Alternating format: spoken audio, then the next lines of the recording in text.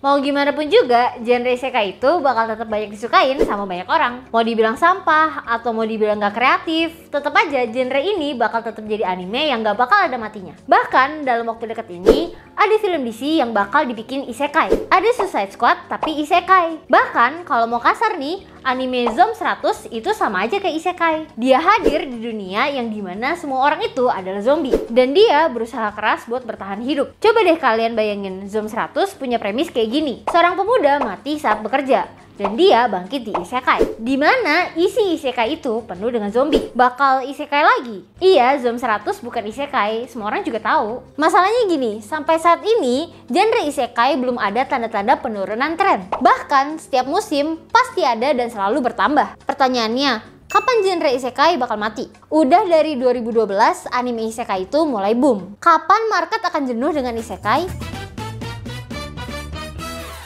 Halo Ibu, hari ini kita bakal ngomongin apa sih yang bagus dari anime isekai? Kenapa banyak banget yang suka? Target market orang yang suka isekai itu kayak gimana? Dan kapan isekai itu bakal mati? Pertama, apa sih yang bagus dari isekai? Menurutku sendiri, konsep isekai itu sebenarnya biasa aja. Bahkan beberapa anime, konsep isekainya itu cuma dipakai di awal. Menurutku ini aneh aja. Penulis-penulis itu kayak lupa kalau ada genre yang namanya fantasi. Dan kayaknya mereka lupa kalau karakter utama itu nggak perlu mati dulu untuk merasakan kebahagiaan dan petualangan. Kalau ditanya apa yang bagus dari isekai? Isekai itu memudahkan penulis untuk membuat backstory atau bikin orang lebih cepat ke hook dalam ceritanya. Misalnya kayak gini nih, kita dikasih cerita sedih dulu nih, atau cerita mengenaskan dari si tokoh utama. Terus habis itu kita dilihatkan dengan gimana si karakter utama menyesal selama dia hidup. Dan dia ingin mengubah hidupnya di isekai supaya lebih menyenangkan dan lebih bahagia. Banyak anime isekai yang punya premis kayak gitu. Contohnya Mushoku Tensei. Kalau disuruh cari contoh lain, malas. Ngapain aku nyari barang di tumpukan sampah? Isekai juga bagus buat escapism.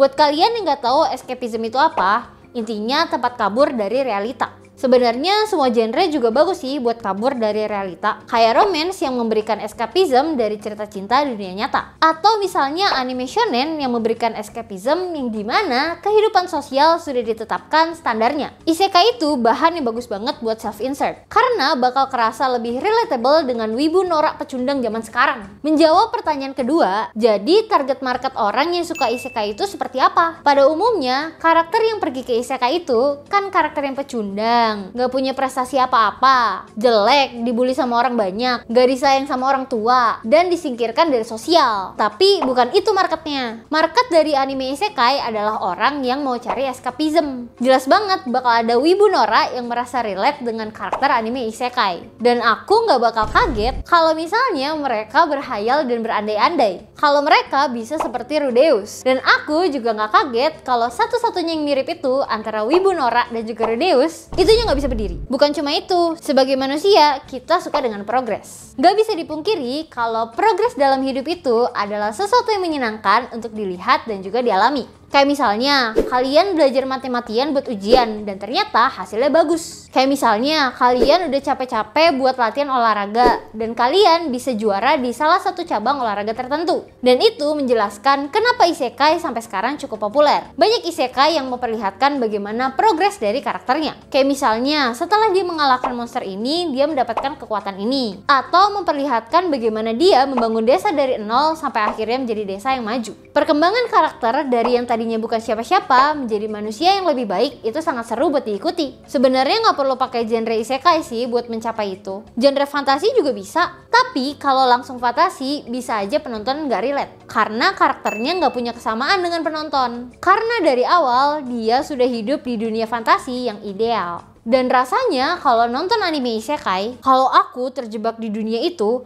aku pasti bisa melakukan hal yang sama dan aku menjadi overpower. Dan yang ketiga, kapan isekai bakal mati?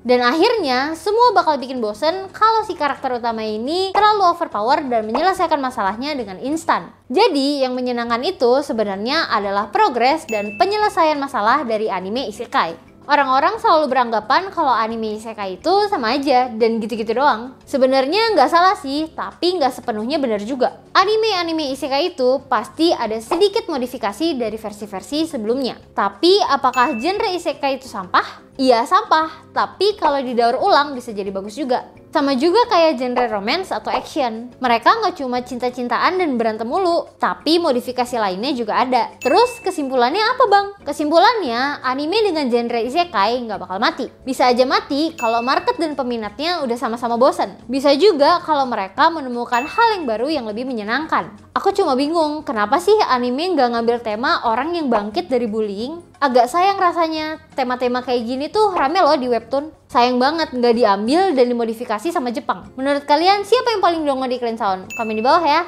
Sekian video lokal kali ini. Aku Ocha, pecinta anime isekai sejati. Stay clean and sound.